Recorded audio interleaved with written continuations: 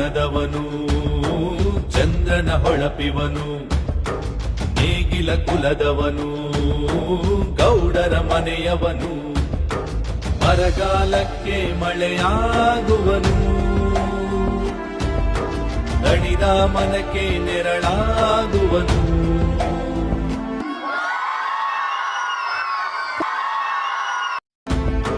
ಬಡವರ ಮನೆಗೆ